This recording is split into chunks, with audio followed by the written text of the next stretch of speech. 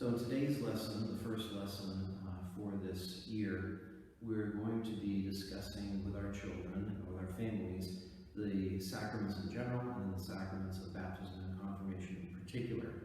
The focus this year, the program for this year is going to be about the Mass, and of course the Mass is the greatest of the sacraments, but we want to understand the sacraments in general before we speak about the sacraments. So in your catechisms, there are a number of questions related to today's lesson, which you'll find in your lesson plan. You'll find what is a sacrament, which is number 30. A sacrament is an outward sign instituted by Christ to give grace.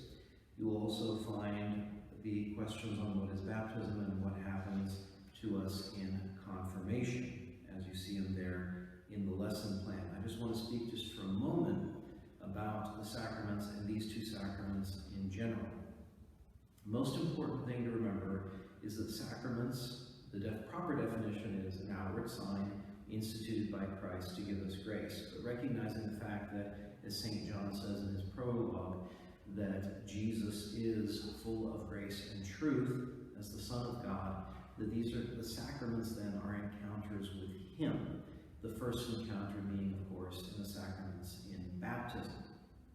The sacraments in general are very important to our lives as Christians, are one of the three main things that make up our lives as Christians. And so we want to understand and live the sacraments very well and very regularly for those that are that we celebrate regularly. So in today's lesson, you're going to go over two sacraments in particular, baptism and confirmation, the first two sacraments of Christian initiation. And as you're going to read with your family, baptism washes us of original sin and any personal sin that we've committed if we're above the age of reason, and also makes us sons of God. And the reason it makes us sons of God is because it makes us members of Christ's mystical body, the church. And so as his members, we are part of him, and as he shares, or because he is the Son of God, we share in that sonship.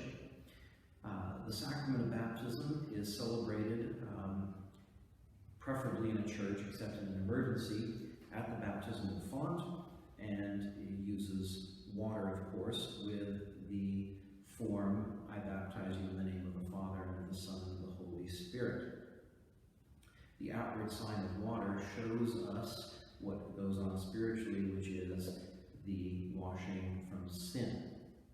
There's also the image of giving birth that is associated with the water, which is part of what happens to us in baptism, that we are born then, we're born again as children of God. So the sacrament of baptism is very important, and we can't receive the other sacraments without baptism, because the sacraments flow from Christ, and if we are not connected to Christ in his mystical body, then we don't benefit from those graces. That's why only the baptized can receive the sacraments. In nomine Patris, et Filii, et Spiritus Sancti. Amen.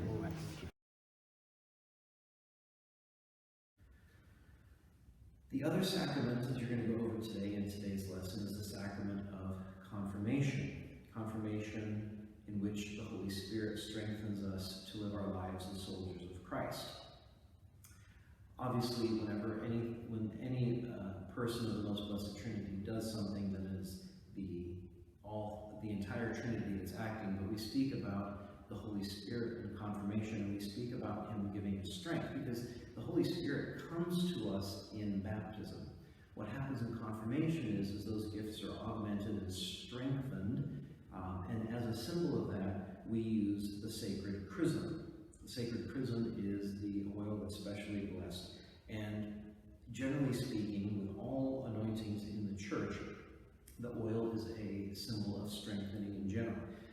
The image that I use whenever I think about this or speak about this is the fact that, historically speaking, that people did not have access to all the kinds of creams and medicines that we can go get at the store, and they used the natural olive oil and other oils, both in athletic medicine and other things. So they were all used for strength, recovery, and healing. And so the oil that's used in confirmation is a symbol then of the strength which comes to us from the Holy Spirit. And of course, to live our lives as soldiers of Christ, an image which we don't talk about as often as we should these days, but we have to because we are always going to be fighting against the world, the flesh, and the devil, and we are constantly going to have to make the hard choices for Christ, and therefore we need the strength of the sacrament of confirmation.